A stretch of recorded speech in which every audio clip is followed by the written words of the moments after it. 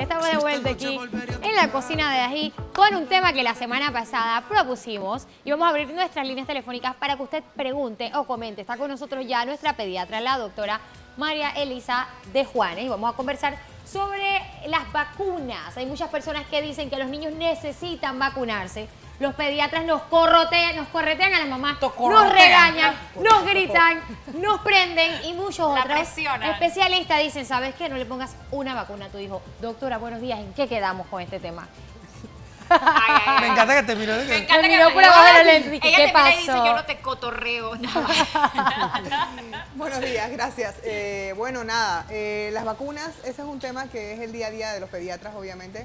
Es un tema que está relacionado con prevención, con salud, con disminución de mortalidad, de morbilidad, de generar una respuesta inmunológica a nuestros hijos precisamente para que puedan resistir o combatir estas enfermedades que antes producían, por ejemplo, hace 30 años o 20 años atrás, estas enfermedades podían producir 2.5 millones de muertes en menores de 5 años relacionados a infecciones que ahora son prevenidas con las vacunas. Entonces, sí, hay un beneficio que supera cualquier riesgo que pudiera generarse. O sea, estos son productos biológicos, ya sean vacunas de virus atenuados, inactivados o toxinas o toxoides, y que son productos que pueden producir algún tipo de respuesta dependiendo de cada uno de los individuos. De acuerdo a... He visto muy común que el niño le da fiebre después de ciertas vacunas. Claro, la fiebre que se genera de las vacunas es una respuesta inmunológica y es una respuesta que es natural del cuerpo. La fiebre, como hemos conversado antes, es la respuesta que tiene el cuerpo ante cualquier agente o cualquier agresión dentro del cuerpo, que al elevar la temperatura del cuerpo produce... de nuestras clases de química, pero es un catabolismo y se produce una liberación de líneas celulares que precisamente van a producir una respuesta inmunológica. La fiebre es una respuesta que es natural, que produce estrés en los padres, pero es normal. Simplemente no se debe premedicar al niño para que no le dé la fiebre por las vacunas. Si el niño está muy incómodo, se puede tratar, pero posterior.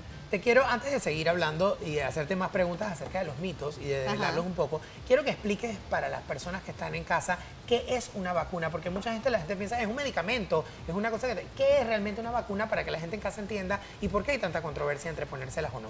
Bueno, las vacunas no es más que un producto biológico que lo que busca es generar una respuesta inmunológica que crea defensas que reconozcan el agente antes de que produzca la enfermedad en las personas. O sea, que son las mismas cosas que nos enferman. O sea, por supuesto, el mismo virus, el mismo cosa en una cantidad pequeña para que el cuerpo... Digo, exacto. O sea, antiguamente se podía hacer, por ejemplo, en animales, a través del suero, y esto producía la respuesta. Se veía también en personas que habían padecido la enfermedad, que poseían los anticuerpos, y de ahí se hacían los estudios. Por eso, esto no es como quien hace un acetaminofén. O sea, cualquiera puede hacer vacuna. O sea, hay laboratorios que ahí es donde entra tal vez un poco la controversia de los beneficios económicos. Claro. O sea, no cualquiera puede hacer una vacuna. O sea, estamos hablando de compañías que tienen que cumplir ciertos estándares de calidad, de estudios, de sostener el valor y la seguridad, porque tiene que ser realmente seguro para poder ampliar la cobertura. Claro, y para que no tenga ningún tipo de repercusión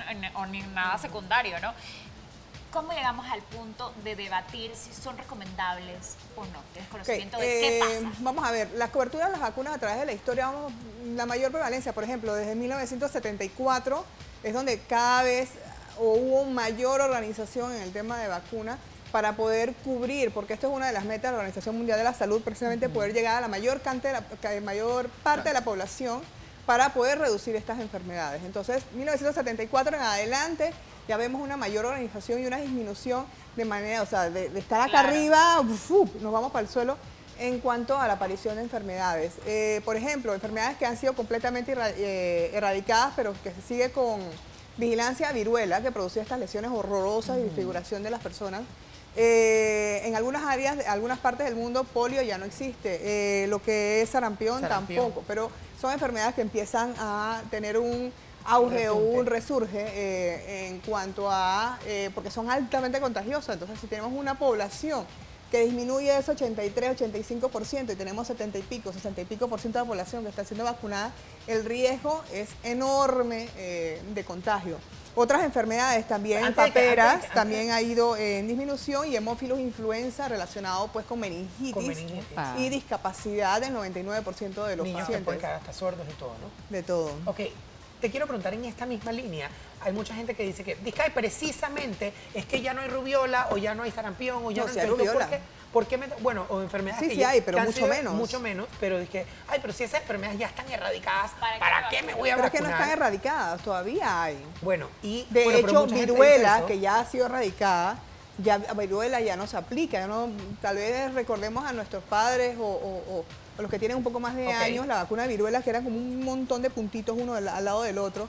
Ya esa vacuna no se aplica, o sea, desde que se erradicó completamente de la faz de la tierra, ya no se ha aplicado esa vacuna. Y la vacuna. otra, por ejemplo, muchas veces la mamá dice que, ay, pero esas son enfermedades que igual le van a dar a los peladitos, entonces ¿para qué los vacunos igual le tienen que dar?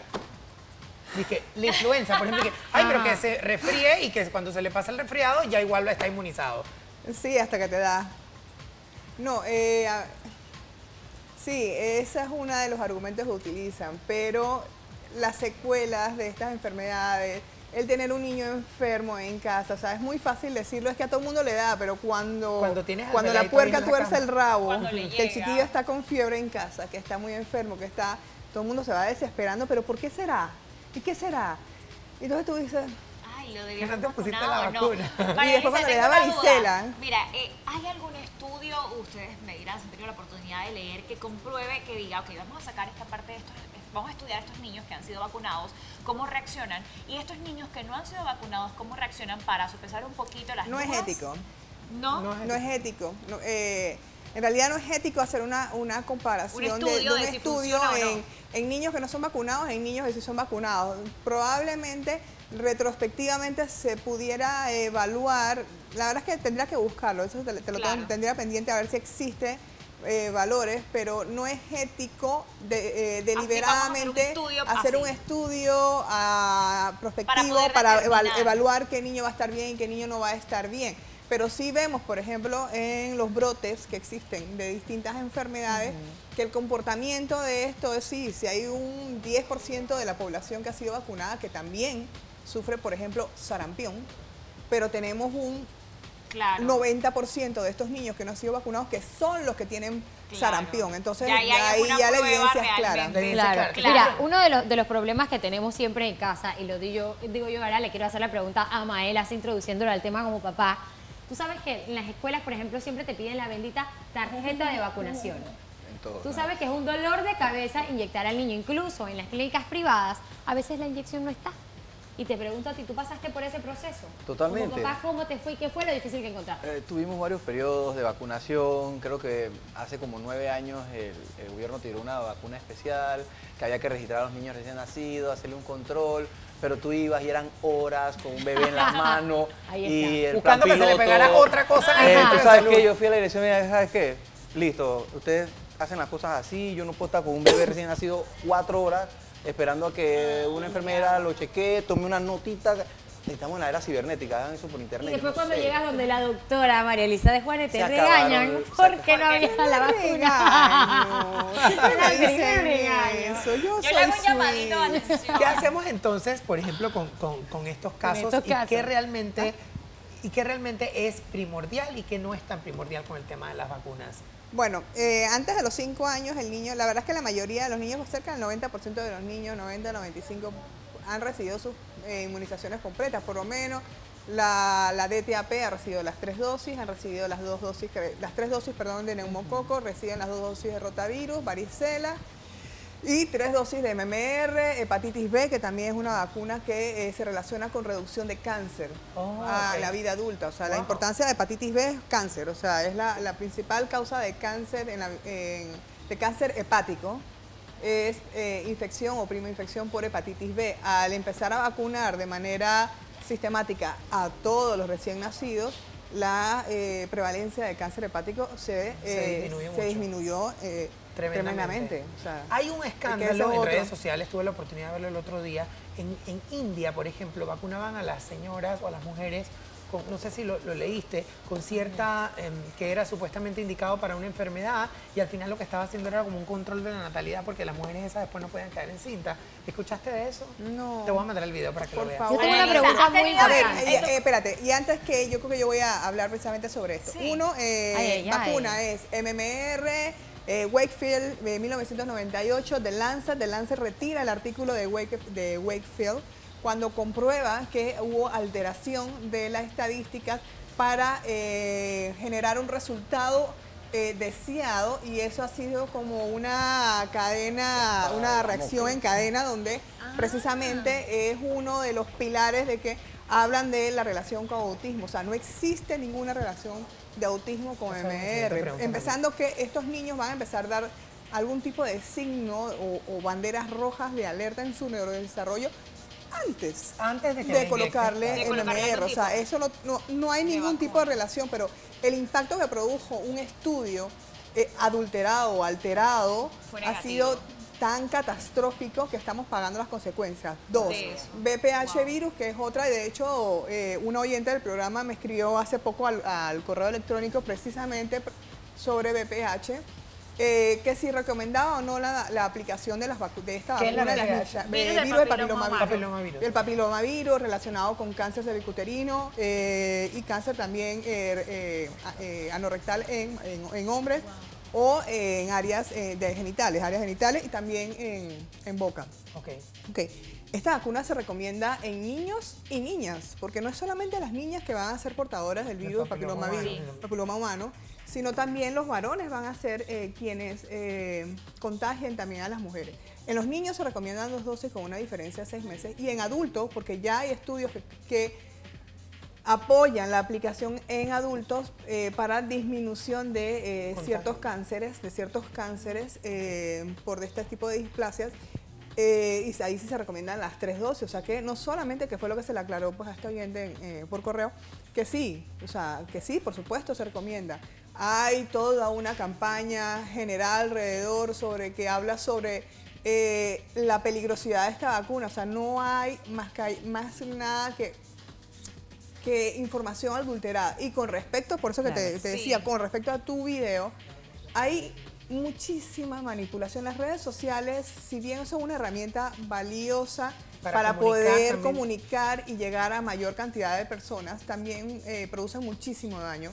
Y hay una enorme cantidad de información falsa en las redes sociales, que la gente pide que las tiempo creando personas que ese lo contenido. leen tal vez no tienen el criterio corroboran, correcto o no tienen la información o la formación o los elementos necesarios para poder discernir si esa información es verdadera o es falsa. Entonces hay que tener muchísimo cuidado con lo que uno lee. Si uno pone inseguridad de las vacunas, te van a salir Miles todas de cosas. las páginas. Casualmente, Se pone que el agua mata, en el Google sale que el agua al mata. respecto. Casualmente Facebook acaba de implementar una herramienta para marcar las noticias. Si tú lees alguna noticia que sientes que no es del todo veraz, puedes marcarla en rojo y puedes marcarla como noticia falsa. Creo que se está trabajando en eso y deberíamos volcarnos a eso, porque mucha gente va a las redes sociales a buscar información. En el caso de las vacunas también, yo lo hice apenas vi el tema, lo primero que hice, vacunas, contraindicaciones y demás, y me sale muchísima información Que sale puede más estar información en adulterada contra que a favor. que a sin duda. favor. O sea que Entonces, hay que todavía eso documentarse. nos traduce a nosotros profesionales que debemos redoblar nuestros esfuerzos, no a atacar, no a cuestionar, no a regañar, que yo no regaño a veces, no a regañar, sino de una manera positiva, reforzar, educar